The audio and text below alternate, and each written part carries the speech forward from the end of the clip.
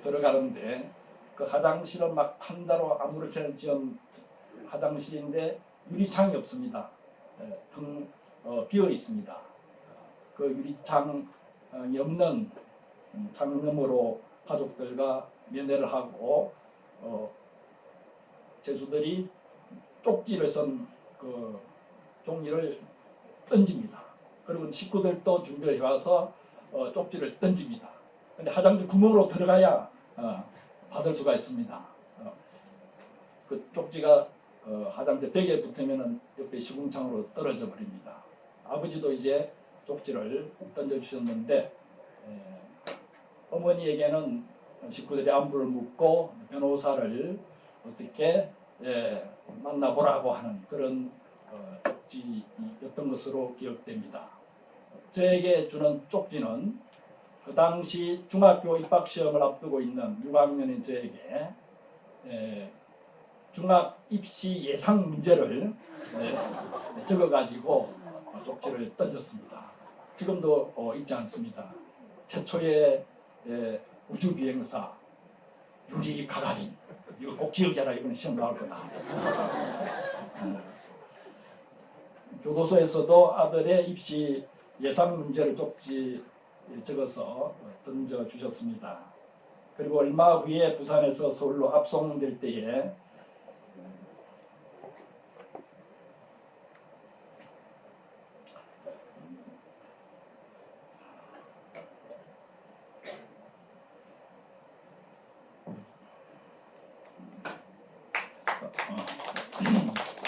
안개가 끼어있던 새벽 부산역 서울 구치소로 서대문 구치소로 호송이 되는데 형사들과 아버지가 수갑을 같이 차고 있었습니다. 그 차가운 수갑의 냉기를 저는 지금도 잊을 수 없습니다. 아버지는 소매로 또 수건으로 자꾸 가리려고 했지만은 그 차가운 빛이 눈을 찔렀습니다. 사회 권력 구조가 주는 냉겨린 공포와 그 공포 속에서도 자식을 생각하는 아버지의 따뜻한 사랑의 변정법이 나를 문학의 세계로 이끌었고 문학을 창작하는 일을 하도록 한 원동력이 되었다 해도 과언이 아닙니다. 감동적인 기억은 결국 감동적이고 인상적인 만남에서부터 비롯됩니다. 감동적이고 인상적인 자연과의 만남, 인간들과의 만남, 사회적 사건과의 만남, 그리고 책과의 만남, 여러 예술들과의 만남에서 비롯됩니다. 언젠가 마르크스 생가가 있는 독일 트리어를 여행할 때 이른 아침 혼자 모젤 강가 벤치에 앉아 있은 적이 있습니다. 잔잔히 흐르는 강물을 바라보고 강둑의 향긋한 풀향기를 맡으며 그 황홀하도록 아름다운 광경에 눈물을 흘렸습니다. 20대의 마르케스의 100년 동안의 고독을 읽고 세상의 모든 책을 읽은 것 같은 포만감, 더 이상 소설을 읽지 않아도 될 것 같은 충일감을 느꼈습니다. 30대에 읽은 미시마 유키의 금각사는 잠들어 있던 문학적 열정을 일깨워 주었습니다. 1971년 신춘문예 당선 이후 15년 만에 문단에 재데뷔하는 자극제가 되었습니다. 40대에는 밀란 쿤데라의 참을 수 없는 존재의 가벼움을 다 읽고 새벽에 눈물을 흘린 적이 있습니다. 눈물을 흘릴 만한 스토리가 있는 것도 아닌데 하도 이상해서 고등학교 선배요 빼어난 문학평론가인 김하영 선생을 만났을 때 왜 그 책을 읽고 내가 눈물을 흘렸는지 그 이유에 대해 물었습니다. 그러자 김하영 선생이 그게 바로 미학적 감동이야 라고 말해 주었습니다. 문학책뿐만 아니라 여러 예술가들과의 만남도 미학적 감동을 통해 감동적인 기억을 소유하게 합니다. 사회적 사건들과의 만남은 더욱더 말할 필요가 없습니다. 최근에 세월호 사건을 보면서 우리는 참으로 가슴이 아팠습니다. 학생들이 물에 빠져가면서도 식구들과 친구들에게 보낸 사랑의 문자 메시지들을 읽으면서 많이 울었습니다.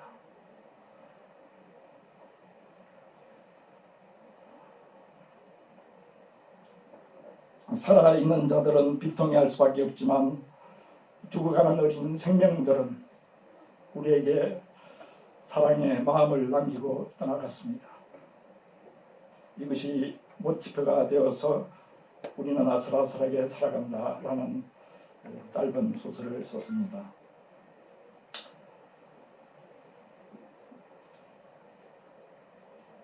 앞에서도 말했지만 16년 동안 교수님들과의 만남, 학생들과의 만남이 감동적인 기억으로 남아있고 앞으로 계속 남게 될 것입니다.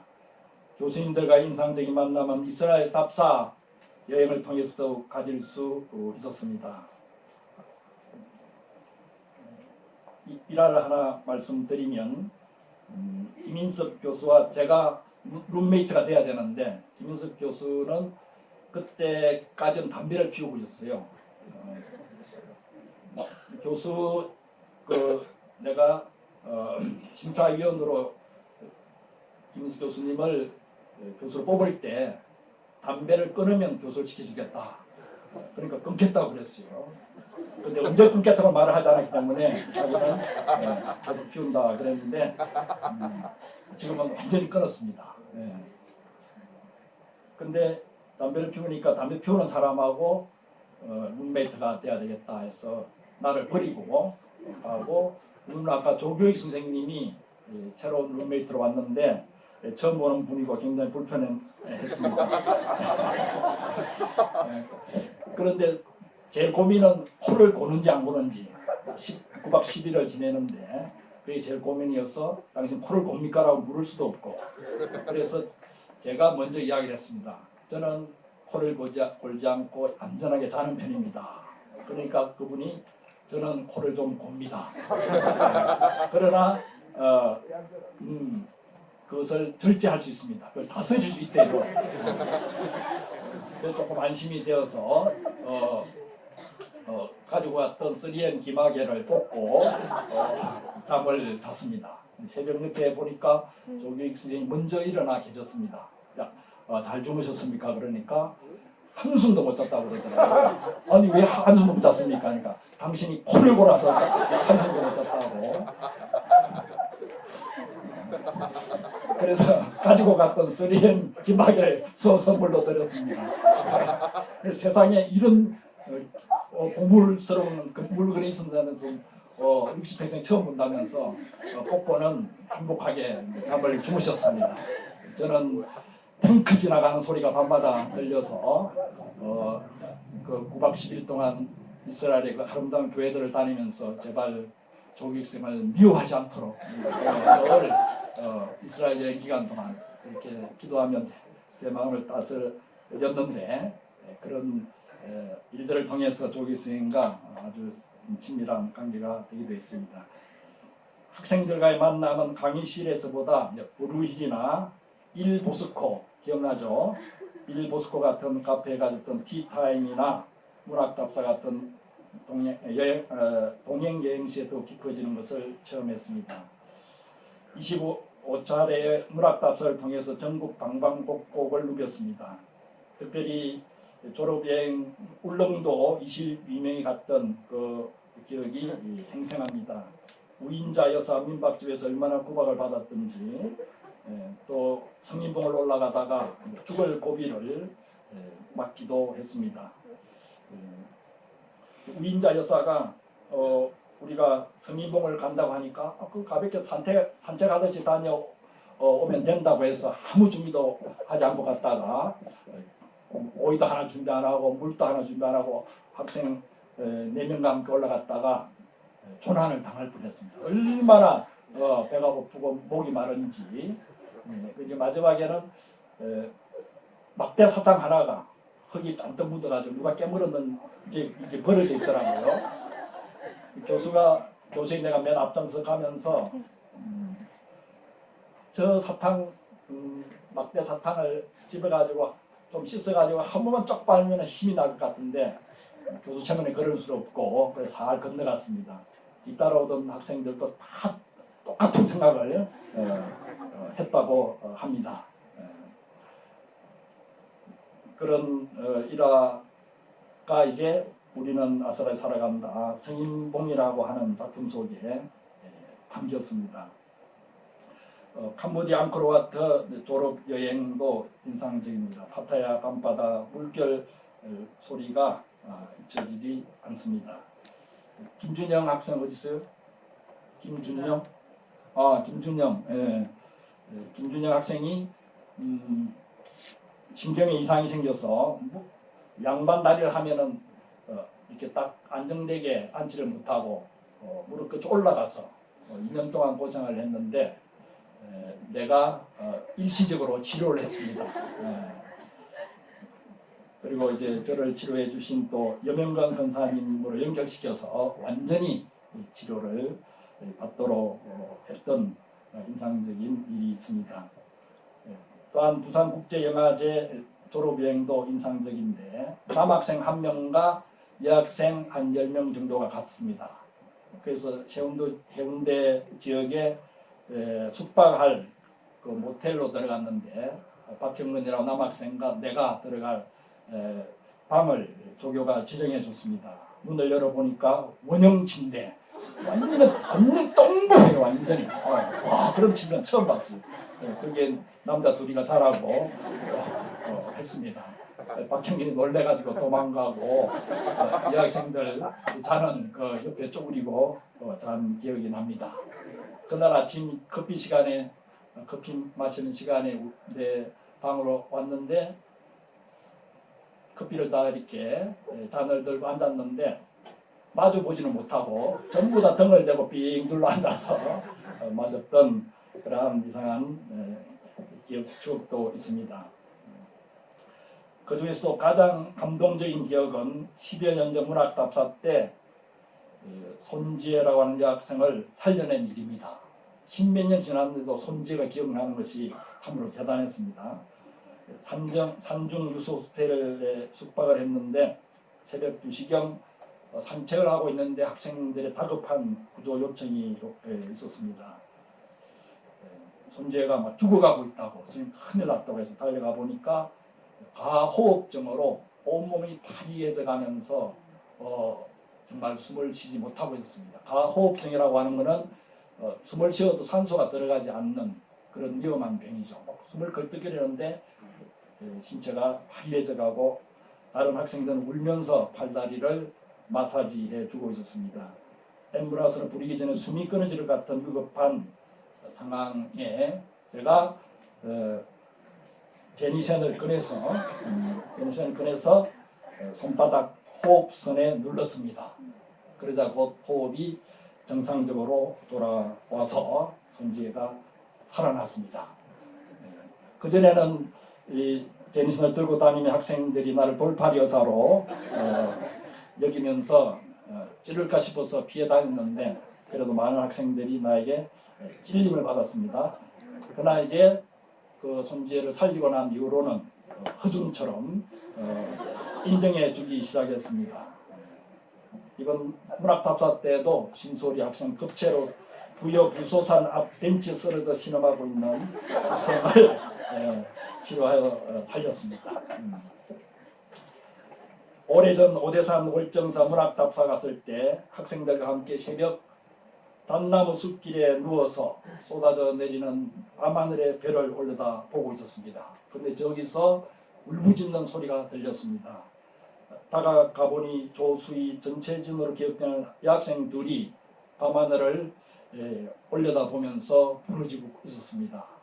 한 여학생은 저 밤하늘의 별을 보니 우리는 아무것도 아니야 라고 부르짖고 있고, 한 여학생은 그래 우리는 아무것도 아니야 라고 얼마나 크게 부르짖는지 온 동네에 퍼질 정도였습니다. 그러자 저 멀리서 허명숙 교수가 흘레불떡 막 다가오면서 왜 너희가 아무것도 아니야 라고 막 외치던 기억이 생생합니다. 우리는 아무것도 아니면서 아무 것입니다. 소설 교수로서 제자들의 등단 소식은 감동을 안겨줍니다. 아까 장혜련 학생이 조선일보 신춘문예 소설 당선이 되었을 때도 그러한 감동을 느꼈습니다. 그때 총장님이 금일봉까지 전달해 주면서 또 내한테 악수를 하면서 내년에도 기대한다고 해서 이건 40년 만에 이루어지는 일입니다 라고 한 적이 있습니다. 등단한 제자들이 소설시, 청소년 문학, 동화, 연극, 드라마, 영화, 방송 부분에서 두각을 나타내며 활동하고 있는 소식도 감동을 안겨줍니다. 작가로 등단하지 못했다 하더라도 각 분야에서 고생하며 입지를 굳혀가는 제자들의 소식이 큰 기쁨을 줍니다. 텔레비전 오락 프로를 원래 잘 보지 않았지만 제자들이 그 방면에서 일하고 있다는 소식을 듣고 찾아서 보다가 지금은 텔레비전 연속극을 비롯하여 온갖 오락 프로를 섭렵하고 있는 TV 중독자가 되고 말았습니다. 어제도 또 오해영 11회 12회 밤을 새면서 봤습니다. 사회활동보다는 가정에 충실하여 하기를 키우는 일로 정신이 없는 제자들을 볼 때도 가슴이 먹먹하고 벅찹니다. 강연 제목으로 택한 깊은 데로 가서는 시몬 베드로가 예수를 스승으로 삼는 누가복음 성서 대목에서 따온 것입니다. 어부 시몬은 밤새도록 애를 썼지만 고기를 한 마리도 잡지 못한 가운데 쓸쓸히 그물을 씻고 있었습니다. 시몬은 밤새도록 빈둥빈둥 논 것도 아닙니다. 성실하게 온 힘을 쏟았습니다. 그런데도 결과는 허무했습니다. 온 힘을 다 쏟았는데도 결과가 허무할 때 그 좌절감과 허탈감은 이루 말로 다할 수 없습니다. 실패로 인하여 좌절하고 주저앉고 싶은 그 순간에 예수께서 시몬 베드로에게 깊은 데로 가서 그물을 내려 고기를 잡으라고 했습니다. 우리는 인생의 실패를 통하여 더 깊은 데로 나아가는 체험을 하게 됩니다. 그럴 때 그 실패조차도 감동적인 기억의 일부가 됩니다. 시몬 베드로가 나아간 더 깊은 데는, 더 깊은 곳은 업으로서 소시민으로 사는 삶이 아니라 사람을 취하는 보다 의미 있는 삶입니다. 취하다에 해당하는 헬라어 조그레오는 살아있는 채 사로잡는다는 뜻입니다. 억지로 가르쳐서 사람을 세뇌시켜 사로잡는 것이 아니라 인격과 삶의 영향을 통해 그 매력에 끌리도록 하는 것입니다. 예수가 바로 그러한 삶을 살았고 제자인 베드로에게도 그러한 삶을 살도록 정신적, 영적 갈증을 불러일으켰습니다. 이날의 만남이야말로 베드로에게 가장 감동적인 기억으로 남았고 성서에 기록되기까지 했습니다. 하지만 사람을 사로잡는 일, 사람을 얻는 일은 보통 어려운 일이 아닙니다. 많이 만난다고 해서 사람을 얻는 것도 아닙니다. 중국 고전 열자 중리편 5번째 일화를 내 나름대로 한 구절로 요약해 보았습니다. 만나지 않은 것은 만난 것과 같고 만난 것은 만나지 않은 것과 같다. 많이 만나도 원수가 되는 경우가 있고 오래 만나지 않아도 오래 만난 것처럼 친밀해지는 경우가 있습니다. 오래 만나지 않은 졸업생들이지만 오늘 얼굴을 보니 참으로 친밀하게 여겨집니다. 앞에서도 말했듯이 이번 강연에는 홈커밍데이로 했으면 좋겠다고 생각했습니다. 오래 만나지 못한 제 아들의 얼굴을 보는 일이 얼마나 감격스러울 것인가. 이 일 또한 내 인생의 감동적인 기억으로 남을 것입니다.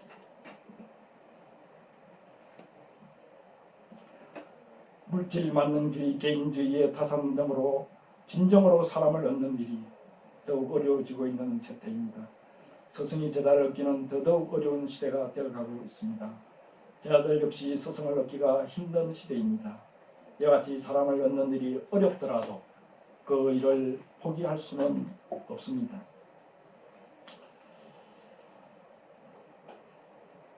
피상적인 인간관계로 머무르지 말고 영원한 것, 무한한 것이 나타나는 좀 더 깊이 있는 관계, 인격적이고 본질적인 관계로 나아가라고 칼융 선생은 늘 권면했습니다.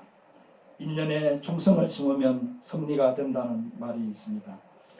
졸업생들 중 몇 명이 정년퇴임 선물로 준 액자에 Once a teacher, always a teacher. 한 번 스승은 영원한 스승이라는 섬뜩한 문구가 적혀 있었습니다. 정년퇴임을 함으로써 스승 제자의 굴레를 벗어버리고도 싶은데 여전히 스승으로서의 위치와 태도를 지켜야 함을 새삼 새기게 됩니다. 스승으로서 더욱 깊어지고 성숙해져야 함을 느낍니다. 좋은 문학은 우리로 하여금 좀 더 깊이 있는 삶을 살도록 이끕니다. 우리 자신을 성찰하게 하고 타인과 사회를 보는 눈을 밝혀줍니다. 요즘 대학 구조조정과 관련하여 융합이라는 용어가 유행되고 있는데 문학이야말로 진정한 융합의 예술입니다. 로봇 전공을 해도 작가가 될 수 있고 의학과 법학을 전공해도 작가가 될 수 있습니다. 하지만 의학을 전공한 사람이 로봇 전공자가 되기는 힘듭니다. 모든 학문과 체험이 융합되어 용광로에서 재련되는 예술이 문학입니다. 문학을 사회기술의 부속품처럼 여겨서는 안 됩니다. 사회적 효용성으로 그 가치를 폄하해서도 안 됩니다. 교수로서는 정년퇴임을 하지만 소설가로서는 정년퇴임이 없습니다. 지금껏 이룬 일에 머무르지 않고 지금 있는 자리에 안주하지 않고 좀 더 깊은 데로 나아가는 창작 작업에 매진하기로 다짐합니다. 로랑 바르트도 마지막 강의라는 책에서 글쓰기와 관련하여 이렇게 말하고 있습니다. 그러니 글을 썼던 사람에게는 새로운 삶의 장 역시 글쓰기일 수밖에 없다. 새로운 글쓰기를 실천하는 것이다. 그런데 작품이 작가에게 살아있는 것이 될 때에는 작품을 만들 때이다. 만들어진 작품은, 즉 출간된 작품은 이미 죽은 것이 된다. 하지만 출간은 다른 사람들에게는 작품이 살아있는 것이 되는 순간이다. 작가는 자기 작품이 사람들의 호응을 많이 받기를 원하면서도 한편으로는 사랑처럼 신처럼 숨어 있었으면 하는 바람을 가진다는 것입니다. 이런 작가의 딜레마에 대한 가장 황홀한 해결책으로 롤랑 바르트는 다음 같은 제안을 하고 있습니다. 글을 쓰자. 출간은 하지 말자. 출간과 관계없이 글쓰기 자체가 삶의 희열이 되고 열정이 되는 가장 순수한 차원으로까지 올라가 보고 싶습니다. 귀중한 시간을 내어 제 정년퇴임을 축하해주고 퇴임 강연까지 들어주신 여러분께 다시금 감사를 드립니다. 감사합니다.